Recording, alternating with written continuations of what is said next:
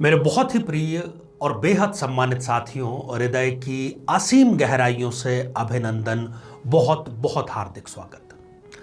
साथियों, हमारा एक ईमानदारी पूर्वक प्रयास यही रहता है कि जो जानकारियां आप समय अभाव के कारण, शास्त्रीय ग्रंथों को पढ़ने के अवेलेबिलिटी न होने के कारण आप वंचित रह जाते हैं, वो इस चैनल के माध्यम से हम आपको प्रदान कर सकें।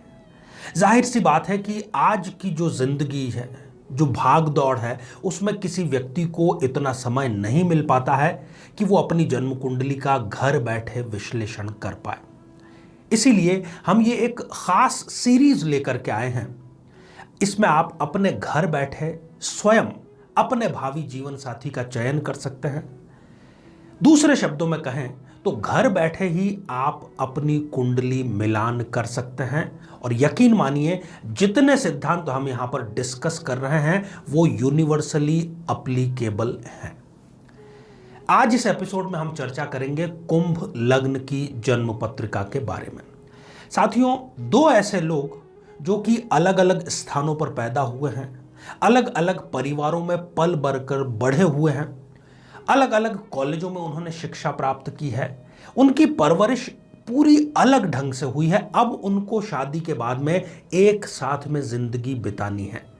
तो क्या है वो चीजें जिनका की खास ख्याल रखा जाए? क्या है वो चीजें जिससे उन दोनों की जो समझ का स्तर है वो लगभग समान कर दिया जाए? इसमें दो चीजें बहुत महत्वपूर्ण रोल अदा करती हैं। पहली है एक दूसरे के प्रति दिल से सम्मान।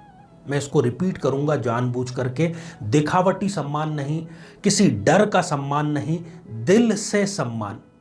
और दूसरा, क्या उनको सही समय पर संतान की प्राप्ति हो गई है? क्या वो आपके लिए भाग्यशाली साबित हो रहे हैं या नहीं हो रहे हैं? केवल गुण मिलान तक सीमित न रहें। जितने भी डाइवोर्स आज की तारीख में हो रहे हैं वो इसी गलती के कारण हो रहे हैं कि उन्होंने गुण मिलान को ही कुंडली मिलान मान लिया। गुण मिलान एक शुरुआती स्टेप भर है केवल, उसके बाद में आपको संपूर्ण लग्न कुंडली का मिलान करना ही होगा। साथियों, कुंभ लग्न पर हम चर्चा करें इससे पहले एक बेहद जरूरी सूचना कि हम हमारे प्रत्येक एपिसोड के अंत में किसी न किसी जातक के प्रश्न का उत्तर देते हैं, और ये प्रश्न हमें प्राप्त होते हैं आप लोगों के ही द्वारा YouTube कमेंट के माध्यम से। जब भी आपको अपना कमेंट लिखना हो उससे ठीक पहले #आचार्य चंद्रकांत इस शब्द का प्रयोग जरूर करें। और साथ ही बेहद आसान सा प्रश्न जो इसी एपिसोड से संबंधित है, इसी एपिसोड के अंत में आपसे पूछा जाएगा, आपके ज्योतिष के ज्ञान को बढ़ाएगा, उसका सही उत्तर साथ में लिखा होना बहुत ज्यादा जरूरी है। और यदि आप अपने लग्न से संबंधित एपिसोड देखना चाहते हैं तो यहां आई बटन में हमने उसका भी लिंक दिया है, आप जाकर के उसको विस्तार से देख सकते हैं। तो आइए साथियों, बिना किसी देरी किए जन्म कुंडली के माध्यम से कुंभ लग्न और उसके भावी जीवन साथी, उसके लिए श्रेष्ठ जीवन साथी की जन्म कुंडली का विश्लेषण करते हैं। साथियों, इस स्क्रीन पर आप जो ऊपर की तरफ जन्म पत्रिका देख पा रहे हैं, यह कुंभ लग्न की जन्म पत्रिका है। 11 नंबर लग्न में लिखा हुआ है, 11 नंबर से प्रारंभ हो रही है, इसलिए हम इसको कह रहे हैं कि यह है कुंभ लग्न की जन्म पत्रिका, आपकी जन्म पत्रिका। नीचे जो जन्म पत्रिका है यह आपके भावी जीवन साथी की जन्म पत्रिका है। फिलहाल खाली है, हम बताएंगे कि आपको किन किन बातों का ख्याल रखना चाहिए। सबसे पहले बात कर लेते हैं उन दोनों की आपस में कॉम्पेटिबिलिटी कैसी रहेगी, संतुलन कैसा रहेगा, प्रेम कैसा रहेगा। साथियों, सबसे पहले आपको अपनी जन्म पत्रिका के सप्तम भाव पर दृष्टिपात करना है। सप्तम भाव दाम्पत्य का कारक भाव है। यदि इस जन्म पत्रिका की मैं बात करूं तो राहु या केतु, इनमें से कोई एक ग्रह यदि यहां पर विराजमान है तो आप निश्चित जानिए, डरा नहीं रहा मैं, समझा रहा हूं, निश्चित जानिए कि दाम्पत्य जीवन खटास में रहेगा ही रहेगा। अब यह आपको पता लग गया। अब सावधानी क्या बरतनी है?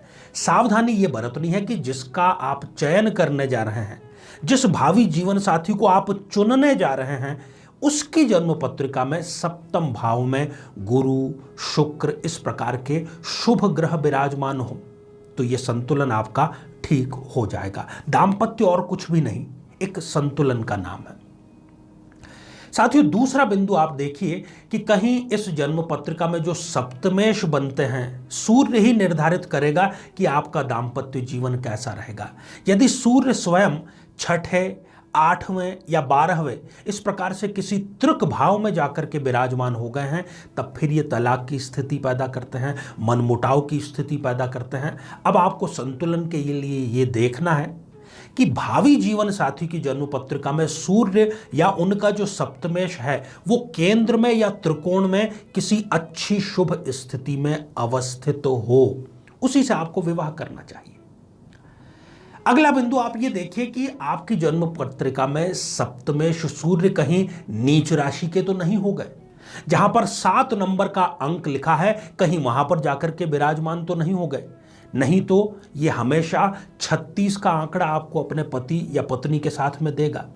ऐसी स्थिति में आपको उस व्यक्ति का चयन करना चाहिए जो जिनके जन्म पत्रिका में सूर्य या उनका सप्तमेश नीच राशि का ना हो, और सर्वोत्तम तो यह रहेगा कि उच्च राशि का विराजमान हो। फिर आप देखिए कि सप्तमेश जो कि कारक है वो कहीं शक्तिहीन तो नहीं हो गया, कहीं 0 डिग्री का होकर के, 28 डिग्री का होकर के, 29 डिग्री का होकर के तो नहीं विराजमान है। किसी भाव में उसका फल ही नहीं मिल पाएगा आपको। ऐसी स्थिति में आपको भावी जीवन साथी की जन्म पत्रिका में यह देखना चाहिए कि उनका सूर्य या उनका जो सप्तमेश है वो कम से कम 6 से लेकर के 24 डिग्री के बीच कहीं पर हो, शक्तिशाली हो, तब जाकर के संतुलन स्थापित हो पाएगा। इनका आप जरूर ख्याल रखिएगा। आइए अब हम बात करते हैं एक मुख्य स्तंभ संतान के बारे में। साथियों, कुंभ लग्न की इस जन्म पत्रिका में पंचमेश अर्थात संतान देने के कारक बनते हैं बुध देव। अब सबसे पहले आप दृष्टिपात करिए पंचम भाव पर। यदि पंचम भाव में राहु या केतु इन दोनों में से कोई एक विद्यमान है तो स्त्रियों को गर्भपात की समस्या, फिलोपियन ट्यूब से संबंधित किसी प्रकार की समस्या, मासिक धर्म में अनियमितता, इस प्रकार के ये कष्ट देता है और संतान से दूर रखने का कार्य करता है।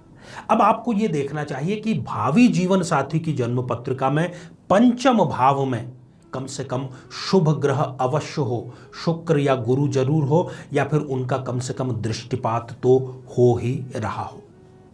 अगला बिंदु आपको खास तौर पर यह देखना चाहिए कि बुध कहीं अस्त तो नहीं है आपकी जन्म पत्रिका में, सूर्य के साथ युति करके तो विराजमान नहीं है। यदि ऐसा है तो वो संतान से आपको संकट देने का कार्य करेंगे, संतान में डीले करने का कार्य करेंगे ही करेंगे। अब आपको क्या सावधानी बरतनी चाहिए भावी जीवन साथी की जन्म पत्रिका को देख करके कि उनका बुध या उनका पंचमेश अस्त अवस्था में ना हो, सूर्य के साथ में युति करके विराजमान ना हो। साथियों, आप देखें कि कहीं आपका बुध देव शक्तिहीन होकर के 0 डिग्री या 28-29 डिग्री के होकर के तो नहीं बैठ गए, फिर ये संकट स्थिति का उत्पन्न करेंगे। अब आपको देखना है कि भावी जीवन साथी की जन्म पत्रिका में बुध शक्तिशाली हो या उनका जो पंचमेश है वो शक्तिशाली हो, कम से कम 6 से लेकर के 24 डिग्री के बीच का हो। कहीं आपकी जन्म पत्रिका में बुध पंचमेश छठे, 8वें या 12वें भाव में जाकर के तो विराजमान नहीं हो गए, नहीं तो वो अपनी दशा या महादशा में भी आपको संतान नहीं होने देंगे। आपको यह देखना चाहिए कि भावी जीवन साथी की जन्म पत्रिका में बुध या उनका जो पंचमेश है वो केंद्र में या त्रिकोण में शक्तिशाली स्थिति में अवस्थित हो।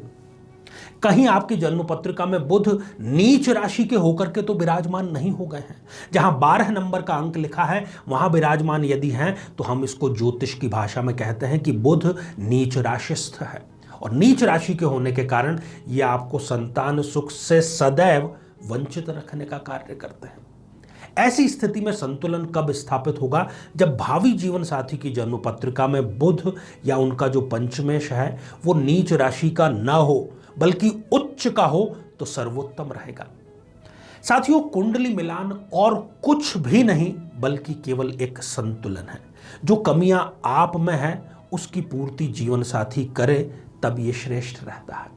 यदि आपका गलत समय चल रहा है तो भावी जीवन साथी का समय अच्छा चलना चाहिए, तभी वो समय आप सुखपूर्वक बिता पाएंगे। तो साथियों, आप इसका अवश्य लाभ उठाइए, क्योंकि अभी आप मिलान कर सकते हैं, लाभ उठा सकते हैं। शादी के बाद में केवल एक ऑप्शन आपके पास में रह जाता है, जो मैं नहीं चाहता कि उसका उच्चारण भी किया जाए, परंतु मजबूरन उसका नाम है डाइवोर्स। तो आइए साथियों, अब हम बढ़ते हैं आज के हमारे कमेंट के चरण की ओर। आज हमने कमेंट शामिल किया है मधुलिका बर्नवाल जी का, जो कि उन्होंने लिखा है देवगढ़ झारखंड से। मधुलिका जी, आपने पूछा है कि आपका दूसरा विवाह कब तक संपन्न हो जाएगा। मधुलिका जी, आपकी जन्म पत्रिका में द्वितीय विवाह के जो लॉर्ड बनते हैं वो हैं शनिदेव। वो इसमें डिले कराने का कार्य कर रहे हैं, क्योंकि वो त्रिक भाव अष्टम भाव में जाकर के विराजमान हो गए हैं। यद्यपि इसी वर्ष अगस्त 2021 के बाद में एक रिश्ता आपके लिए आएगा। मैं आपको ये सलाह दूंगा कि श्रावण मास में प्रति सोमवार आप रुद्राभिषेक स्वयं कर सके तो ठीक है, नहीं तो उसका आयोजन अवश्य कराएं। छोटा पाठ भी आप करवा सकते हैं। इससे ये जो रिश्ता आने वाला है ये फलीभूत होगा और दाम्पत्य जीवन भी आपका सुखद अवश्य ही बनेगा।